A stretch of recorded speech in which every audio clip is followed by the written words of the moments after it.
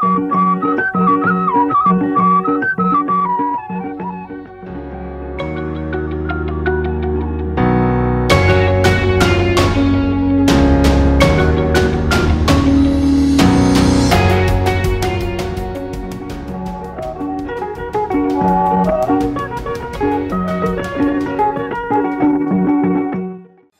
समसामयिक नीतिगत मुद्दाहरूमा केन्द्रित विशेष कुराकानी कृषि संवाद।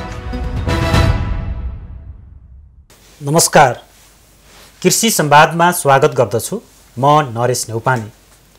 आजको कृषि संवादमा हामी विदेशबाट कृषि विषयमा विद्यावारिधि गरेर स्वदेशमै कृषि क्षेत्रमा केही गर्छु भनेर लागिरहनुभएका एकजना विज्ञ एवं सफल कृषि उद्यमीसँग कुराकानी गर्दैछौँ। कुराकानीका लागि हामीसँग हुनुहुन्छ चितवनमा रहेर कृषिसँग सम्बन्धित विभिन्न क्षेत्रमा क्रियाशील सफल कृषि उद्यमी डाक्टर भानेश्वर पोखरेल। यहाँलाई कृषि संवादमा स्वागत छ। धन्यवाद। आज एउटा कृषि प्रधान मुलुक भए तापनि नेपालमा यो युवा पलायन र कृषि क्षेत्रको चाहिँ कर्मशः उत्पादन खस्कदो अवस्थामा छ भन्ने कुरा चाहिँ अलि बढी सरकारवालाहरूले पनि यो भनिरहेको, सरकार स्वयंले पनि यो स्वीकारेको विषय छ। यस्तो अवस्थामा यहाँ नेपाल फर्केर स्वदेश फर्केर कृषि उद्यममा लाग्नु भएको छ। कसरी यसमा जोडिनु भयो? यहीँबाट संवादको प्रारम्भ गरौँ। मान्छेहरूको यो अब आफ्नो आफ्नो सपना हुन्छ हो। मलाई पनि अब मेरो पनि एउटा सपना चाहिँ के भने अब नेपालमा एउटा कृषि फार्म होस्, त्यसमा काम गर्न सकियोस् र आफूले जानेको चाहिँ अब ज्ञानहरू त्यो फार्मबाट, त्यो फार्मका मार्फत बाँड्न सकियोस् भन्ने एउटा सपना थियो पहिल्यैदेखि नै। तपाईलाई अब भन्नुपर्दा म बिएससी रामपुरमा बिएससी गर्दै गर्दा चाहिँ हामी फर्म खोलेका थियौँ। हजुर, साथीहरू मिलेर फर्म खोलेका थियौँ र त्यो बेलादेखि नै हामीसँग अब विभिन्न कारणले म बाहिर पढ्न जान पर्ने कारणले त्यो फर्म बन्द गर्न पर्यो र त्यो भोग छँदै थियो मसँग। र बाहिर गएर अलिकति केही विषयहरूमा ज्ञान प्राप्त गरिसकेपछि त्यो ज्ञानलाई नेपालमै अब प्रयोग गर्न सकिन्छ भन्ने चाहिँ भित्रदेखि लागिरहेको थियो र मसँग एउटा फार्म सञ्चालन गर्ने भोग पनि थियो। त्यस कारणले गर्दा त्यो दुईटै कुरा मिल्यो र त्यसैले यो फार्म चाहिँ सञ्चालन गरियो। र अब जहाँसम्म युवाहरूको पलायनको कुरा छ, अब यो कृषिमा रहने मान्छेहरूको प्रतिशत घट्दो छ। मलाई के लाग्छ भने कृषिमा अहिले भएको जति मान्छेहरू चाहिँ कृषि पेसामा छन् त्यो मान्छेहरू अझै धेरै घट्नुपर्छ, अझै धेरै घट्नुपर्छ। यो चाहिँ अहिले नेपालमा झन्डै 60% वरिपरि कृषिमा छन् भनेर भन्छ। यो चाहिँ जति घट्दै गयो त्यति चाहिँ के हुन्छ भनेपछि किसानहरूको ल्यान्ड होल्डिङ चाहिँ क्यापासिटी बढ्दै जान्छ। भनेको उनीहरूको चाहिँ टोटल जमिनको क्षेत्रफल बढ्दै जान्छ। जसले खेती गर्छ उसले बढ्दै जान्छ। त्यसो भए अहिलेको जुन कृषिमा संलग्नता जुन छ नि मान्छेहरूको, हजुर, यो चाहिँ केवल औपचारिक रूपमा मात्रै छ। मैले चाहिँ मुख्य गरी दुईवटा समस्या देख्छु। जस्तो एउटा चाहिँ जमिनको समस्या। जोसँग नेपालमा जमिन छ ऊ किसान होइन, उसले खेती गर्दैन। जसले खेती गर्छ उसँग जमिन छैन। अहिले मसँग 24.5 बिघा लगभग 25 बिघामा खेती गर्छु। मेरो जम्मा 6 कट्ठा जमिन छ। जसको मैले जमिन ल्याएको छु उनीहरूले चाहिँ खेती कसैले पनि गर्दैनन्। त्यस कारणले मैले जमिन पाएँ। यदि ती सबैले आफ्नो आफ्नो जमिनमा 10 कट्ठा 15 कट्ठा होइन 1 बिघा 1.5 बिघा विभिन्न मान्छेका जमिन मैले जम्मा गरेको छु, ती सबैले जमिनमा आफै खेती गरेको भए मैले 23-24 बिघा 25 बिघा जमिन जम्मा गरेर खेती गर्न सक्दिनँ थियो। यस अर्थ हजुर, यो कृषिमा जुन संलग्नता 60%, 65%, अझ 80%सम्म जो भन्ने गरिया थियो, हजुर, यो घट्नुपर्छ भन्ने आएको। यो घट्दै गयो भने ती घटेका मान्छेहरूको जमिन चाहिँ के हुन्छ भनेपछि अब गर्ने मान्छेले मास प्रोडक्सन जान सक्छ। बृहत रूपमा कृषि गर्न सक्यो भने बल्ल हामीहरूले उपकरणहरू युज गर्न सक्छौँ। बुझ्नु भने बल्ल चाहिँ त्यसलाई मेकानाइजेसनमा लान सकिन्छ, त्यसलाई भनौँ न यान्त्रिकरणमा लान सकिन्छ, त्यसलाई चाहिँ आधुनिकीकरणमा लान सकिन्छ। अनि हाम्रो चाहिँ जब मास प्रोडक्सन जान्छ अनि हाम्रो प्रोडक्टिभिटी बढ्दछ। यहाँले सुरु गरेको कृषि उद्यम र कृषिसँग सम्बन्धित यहाँको चाहिँ गतिविधि क्रियाकलापहरू बारेमा अलिकति बताइदिनुहोस् न।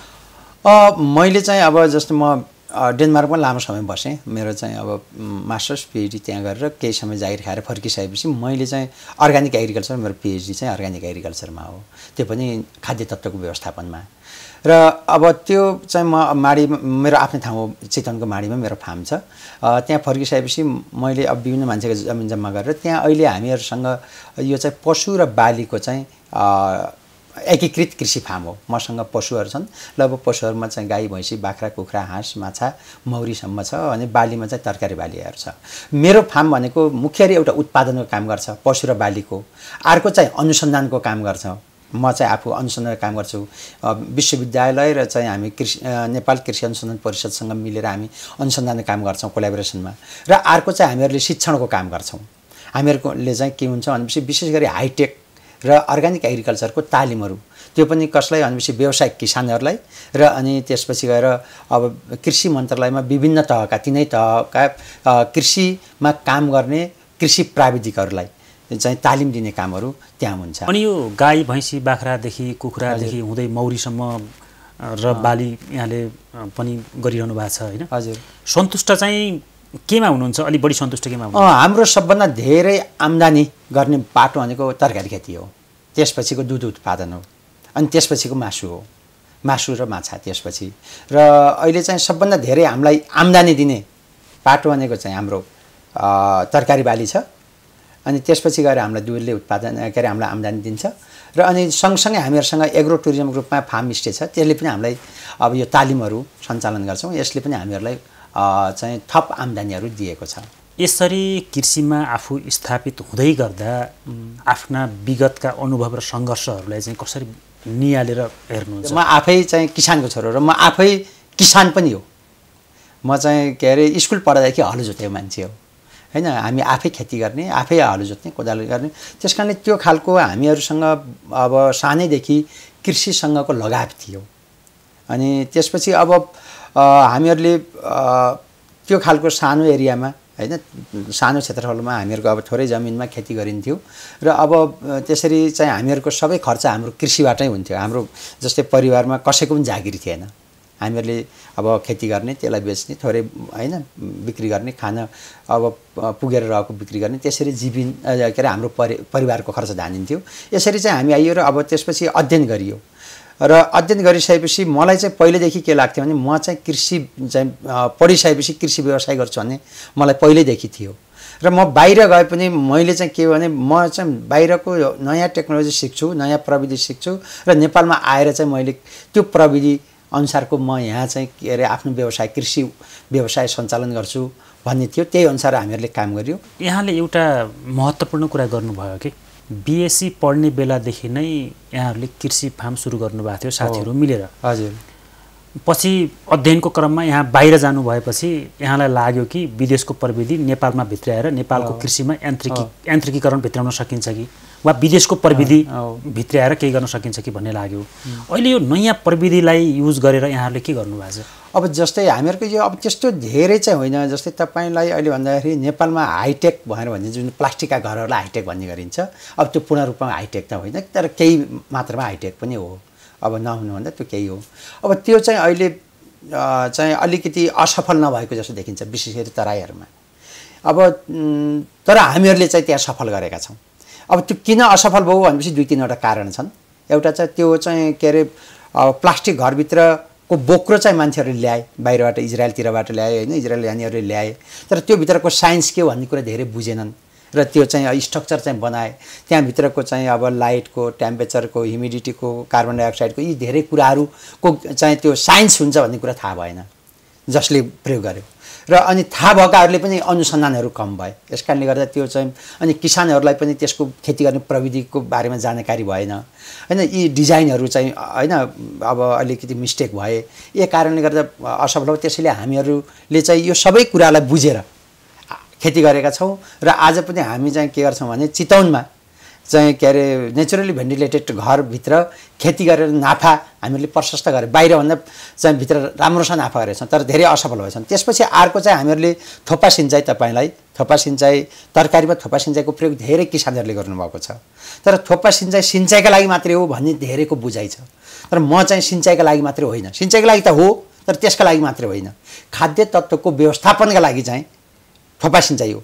त्यसैले हामीहरूले चाहिँ पूर्ण रूपमा हाम्रा थोपा सिँचाइहरू चाहिँ खाद्य तत्त्वको व्यवस्थापन गर्ने गरी त्यसलाई चाहिँ फर्टिगेसन भनिन्छ, र हो त्यसको व्यवस्थापन गर्छौँ। र त्यसलाई चाहिँ अझ अटोमेसनमा लगाएका छौँ। जस्तै माटोमा मल कम भयो भने आफै चाहिँ के अरे मल जाने सिस्टमसम्मको हामीहरूले विकास गरेका छौँ। माटोमा पानी कम भयो भने आफै चाहिँ सेन्सरले त्यहाँ हुन्छ, त्यो सेन्सरले चाहिँ कम्प्युटरलाई चाहिँ कमान्ड गर्छ, पानी कम भयो मल कम भएर, अनि त्यसपछि गएर चाहिँ त्यो कम्प्युटरले के गर्छ, मल र पानी पठाउने हो। योसम्मको हामीहरूले टेक्नोलोजी प्रयोग गरेका छौँ। नेपालमा चाहिँ यसरी कृषि कर्ममा दिलो ज्यान दिएर काम गर्न कतिको सजिलो छ, कतिको चुनौतीपूर्ण छ? यहाँले भोगिरहनु परेका दैनन्दिनका समस्याहरू कस्ता छन्? जस्तै एउटा चाहिँ जमिनकै समस्या हो। जमिन हामीहरूले चाहिँ चाहे अनुसारको जमिन पाउँदैनौँ र जमिन चाहिँ हुनेहरूले खेती गर्दैनन्। अब हामी खेती गरौँ भनेर जमिन खोज्यौँ भने जमिन पाइन्न, यदि पाइयो भने पनि असाध्य महँगाहरू छन् हैन। जमिनको एउटा समस्या छ। अघि नै मैले भनिसकेँ, जमिन हुनेहरूले खेती गर्दैनन्, खेती गर्नेहरूसँग जमिन छैन। अनि अर्को चाहिँ के हो भनेपछि अहिले चाहिँ लोनको कुरा छ। जस्तै चाहिँ कृषि लोन भनिन्छ, अहिले कृषि लोनको कुरा तपाईँले गर्छ। मलाई चाहिँ के लाग्छ नि, यो कृषकहरूका लागि भन्दा पनि अलिक कम उपयोग भयो भन्छु म चाहिँ। किनभने जसको जमिन सम्पत्ति छैन ऊ किसान छ, सम्पत्ति नभइकन ऋण पाउँदैन। हजुर, जस्तै मेरै केसमा अब मसँग जम्मा 6 कट्ठा जमिन छ मेरो फार्ममा हैन। अब मैले त्यो 6 कट्ठा राखेर चाहिँ के अरे 25 लाख मात्रै ऋण पाएँ भनेपछि मसँग अरूको जग्गा छ, 25 बिघा खेती गर्छु। अब मसँग जमिन छैन, जमिन सम्पत्ति नभइकन ब्याङ्कले ऋण दिन्न। त्यसैले अब हो यसको समस्या छ एउटा, मैले मेरो प्रोजेक्ट राखेर ऋण पाउँदिनँ हैन, हो यो खालको समस्या। अरू अब सरकारबाट हुने सहुलियतहरूमा चाहिँ अब त्यो कुराहरूमा चाहिँ सहजै छ। जमिन र लगानीको दुईटा समस्या छ नि। हजुर, यो दुईटै समस्यामा कृषक स्वयंको के भूमिका हुने र सरकारको के भूमिका हुनुपर्छ? भूमि ब्याङ्क भन्ने कुराहरू आएको छ हैन, यो कुराहरू आएका छन्। त्यसलाई चाहिँ अलिकति हैन एउटा स्थानीय सरकार अथवा प्रदेश सरकार अथवा सङ्घीय सरकार को हुन्छ, त्यसले चाहिँ अब त्यो भूमि ब्याङ्कको व्यवस्था गरेर अब खेती गर्न चाहनेहरूलाई चाहिँ जमिन जम्मा गरेर खेती नगर्नेहरूको जमिन हैन उनीहरूको मस्यतामा दिन सक्यो भने एउटा त्यो चाहिँ राम्रो हुन सक्ला, एउटा चाहिँ हैन। र अर्को अब सँगसँगै लगानीको कुरा चाहिँ जस्तै प्रोजेक्टहरूलाई हैन अब चाहिँ धितो राखेर सम्पत्ति नहुने राम्रोसँग त्यसको चाहिँ के अरे आउटपुट राम्रो आउने खालको प्रोजेक्ट छ भने कृषि उत्पादनमै हो, त्यसलाई चाहिँ अब के अरे ऋणको व्यवस्थापन गर्ने त्यस्तो खालको काम गरियो भने एउटा चाहिँ त्यो सरकारको पक्षबाट हो। किसानहरूले चाहिँ के गर्नु पर्यो भने उत्पादन गर्ने एउटा चाहिँ उनीहरूसँग एउटा कङ्क्रिट प्लान हुनु पर्यो। म के उत्पादन गर्दैछु अनि कति उत्पादन गर्दैछु र त्यसको मार्केट कहाँ हो, मैले कहाँ बेच्छु र कति यहाँ बेच्छु भन्ने खालको एउटा पुरै उत्पादनदेखि बिक्रीसम्मको प्लान बनाइयो भने बल्ल चाहिँ काम गर्छ। मैले टमाटर फलाइसकेपछि कृषि सक्यो भनेर हामी बुझ्यौँ, आलु फलाइसकेपछि कृषि सक्यो। अब त्यसपछि चाहिँ आलु फलाएर चाहिँ उपभोक्ताको किचनसम्म नजाउँ कृषि रहिरह्यो भने किसान बाँच्छ। आलु मात्रै फलाएर चाहिँ किसानको के अरे किसान त्यहाँनिर गएपछि अब किसानको कर्तव्य सक्यो भनेपछि अब त्यहाँपछि के हुन्छ, व्यापारीहरू आउँछन्, किसानहरूको आम्दानी चाहिँ कम हुने भयो। त्यस कारणले त्यसको उपयोगसम्म पनि किसानहरू जोडिन सक्यो भने यसरी चाहिँ उपभोक्ताको किचनसम्मै किसान जोडिने उपाय के हो? खानेकुराहरूको चाहिँ मार्केटिङ अथवा चाहिँ वितरण चाहिँ त्यति धेरै अब कन्ट्रोलमा छैन हो। यसमा चाहिँ विशेष गरिकन उपभोक्ता र किसानका सहकारीहरू बनाएर त्यसको चाहिँ बजारीकरणमा चाहिँ हामीहरूले ती सहकारी मार्फत गर्न सक्यौँ भने मलाई लागेको गर्न सक्यौँ भने किसानले पनि त्यहीँसम्म पुग्यो, उपभोक्ता पनि खेतसम्म पुग्यो। दुईटाको सहकारीमा उपभोक्ता र उत्पादक दुईटैको सहकारी बनाउने र त्यो सहकारी मार्फत चाहिँ त्यसलाई चाहिँ उत्पादनदेखि बजारीकरणसम्म सहकारी गर्न सक्यो भने त्यसले चाहिँ दुवैलाई फाइदा हुन्छ भन्ने लाग्छ। मेरो फार्मबाट टमाटर उठाएर एकजना व्यापारीले लान्छ, मेरो घरबाट 5 किलोमिटर तल पसल छ, 20 रुपियाँ उठाएर लान्छ र त्यहाँ लगेर 50 रुपियाँ बेच्छ। मैले चाहिँ 3 महिना लगाएर उत्पादन गर्छु, मल बिउ ती सबै खर्च गरेर 20 रुपियाँ पाउँछु, उसले त्यहाँ चाहिँ लगेर 2 घण्टा राखेर पसलमा राखेर उसले 30 रुपियाँ पाउँछ। किसान पनि ठगियो, उपभोक्ता पनि ठगियो। त्यस कारणले अब यो दुईवटा उपभोक्ता र किसान दुईटैको चाहिँ सहकारी मार्फत यसलाई चाहिँ के अरे उपभोक्तासम्म लैजान सक्यो भने किसानलाई पनि केही बेनिफिट हुनसक्छ र उपभोक्तालाई पनि केही बेनिफिट हुनसक्छ भन्ने मलाई त्यस्तो लाग्छ। यो सरकारले चाहिँ यसमा ठोस रूपमा पहल कदमी चाल्न किन नसकिरहेको होला? जस्तो किसानले बजार नपाउने होइन, आजको मुख्य समस्या भनेकै तपाईँको सडकमा टमाटर कुहिराखेको छ, किसानले फाल्नुपर्ने अवस्था सिर्जना भएको छ। टमाटर मात्रै होइन, अन्य काउलीको त्यस्तै छ। कुनै पनि उत्पादन राम्रोसँग बजारमा चाहिँ बिक्री वितरण हुन सकिरहेको छैन, यो ब्यालेन्स किन मिलिरहेको छैन? यो कहिलेकाहीँ चाहिँ के हुन्छ भनेपछि हाम्रो उत्पादन बढी र खपत कम भएपछि सरप्लस हुने नै भयो। एउटा चाहिँ कहिलेकाहीँ त्यो कन्डिसन आउँछ। जस्तै अस्ति कालीमाटीमा फाल्दाखेरि हाम्रो उत्पादन बढी भयो, त्यसको चाहिँ खपत कम भयो हैन, मूल्य अब अफकोर्स मूल्य घट्छ। र कहिलेकाहीँ के हुन्छ भनेपछि हाम्रो उत्पादन कम हुँदाहुँदै पनि इन्डियाबाट चाहिँ के हुन्छ भनेपछि अब यहाँका किसानले मूल्य नपाउँदा इन्डियाबाट आउँछ। अब यहाँ अहिले चाहिँ के छ भनेपछि तपाईँले आज बेलुका फोन गर्नु भने भोलि बिहान इन्डियन ट्रक यहाँ आइपुग्छ यदि सजिलोसँग। त्यसैले अब यसलाई इम्पोर्ट गर्ने कुरालाई, जस्तै खाद्यान्न खाने वस्तुहरू चाहिँ के हो भनेपछि मान्छेको हेल्थसँग जोडिएको हुन्छ, बुझ्नुभयो नि। अब तपाईँले त्यही खानेकुरा बिख पनि हो, त्यही खानेकुरा अमृत पनि हो हैन। त्यसैले अब त्यो खानेकुरा चाहिँ जनताको हेल्थसँग जोडिएको कारणले सरकारको त्यहाँ हस्तक्षेप अथवा हैन नियन्त्रण गर्न पर्यो। जस्तै बोर्डरमा रोक्न सकिन्न भनेर भनिन्छ, इन्डियाबाट किन आउँछ भनेपछि यहाँ कसैले फोन गरेर ल मलाई 5 ट्रक टमाटर पठाइदिए भनेर फोन गरेन आउने हो। त्यो फोन गर्ने मान्छेहरू घटाउनु पर्यो। त्यो फोन गरेर चाहिँ उसले मन लाग्दै फोन गरेर चाहिँ ल्याउने परिपाटी जुन छ नि, यहाँ सरप्लस उत्पादन नहुँदा त ल्याउनै पर्छ हैन। सरप्लस उत्पादन हुँदा पनि ल्याएर चाहिँ यहाँका किसानहरूलाई के अरे डिमोटिभेट गर्ने गरी मूल्य खस्किन्छ नि, हो त्यस्तो बेलामा चाहिँ के गर्नु पर्यो भनेपछि कन्ट्रोल गर्नु पर्यो। हामी संवादको अन्ततिर आइपुगेका छौँ। यहाँ एउटा सफल उद्यमी पनि हुनुहुन्छ र विज्ञ कृषि उद्यमी पनि हुनुहुन्छ। तपाईँ जस्तै विदेशबाट नेपाल फर्केर आफ्नै देशमा कृषि कर्ममा जोडिएर केही गर्छु भन्ने सोच भएका युवाहरूलाई के भन्न चाहनुहुन्छ? अब विदेशबाट चाहिँ नयाँ प्रविधिमा म केही नयाँ गर्छु भनेर नयाँ चिज कन्सेप्ट बनाएर आउनुहोस्, आफ्नै देशमा केही योगदान गर्छु भनेर आउनेहरू पहिला कन्सेप्ट बनाउनुहोस्। अनि के गर्ने, पहिला चाहिँ तपाईँले के गर्ने हो, त्यसको मार्केट कस्तो छ, कतिको सजिलो छ त्यो गर्नुहोस्। अनि त्यसपछि यहाँ आएर काम गर्न थालिसकेपछि अहिले चाहिँ मलाई के लाग्छ भने अब हुन त म कृषि पढेको, अब मेरो साथीभाइ चाहिँ अब कृषि मन्त्रालयतिर जताकतै भएको कारणले हैन मलाई अलि सहज फिल भएको पनि होला सम्पर्क यताउता गर्नलाई।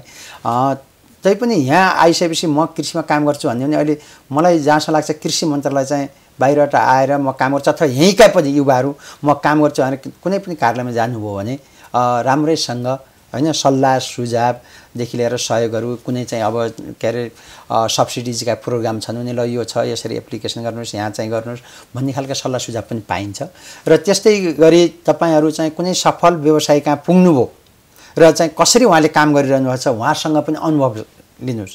जस्तै मैले पनि यहाँ आइसकेपछि सुरुमा मैले धेरै किसानहरूलाई भेटेँ। अब मैले चाहिँ पढ्नलाई म चाहिँ पिएचडी गरेको थिएँ, तर यहाँ टेक्निक के अरे त्यो चाहिँ यहाँको व्यावहारिक ज्ञान मसँग कम थियो, त्यस कारणले व्यावहारिक ज्ञान त यहाँका किसानसँग बढी थियो।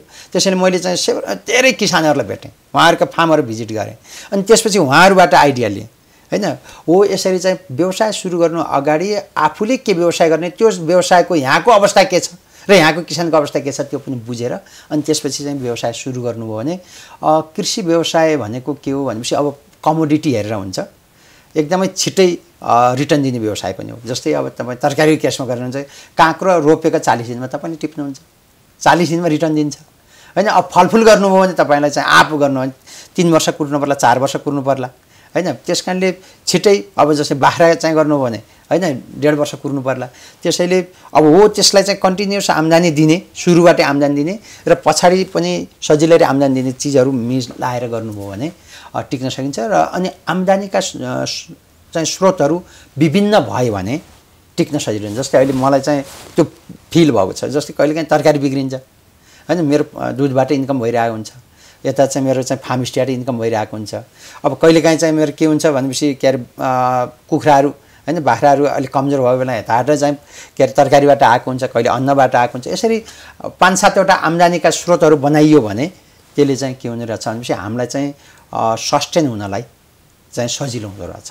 यहाँले आफ्नो महत्त्वपूर्ण समय कृषि संवादलाई उपलब्ध गराउनु भयो, यहाँलाई धेरै धेरै धन्यवाद। एकदम हजुरलाई पनि धन्यवाद।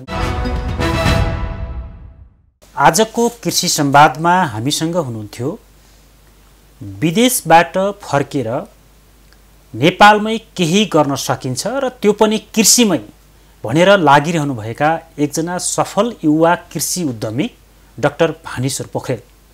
आजलाई कृषि संवाद यति नै। कार्यक्रमबाट हामी सबैलाई आज्ञा दिनुहोस्। नमस्कार।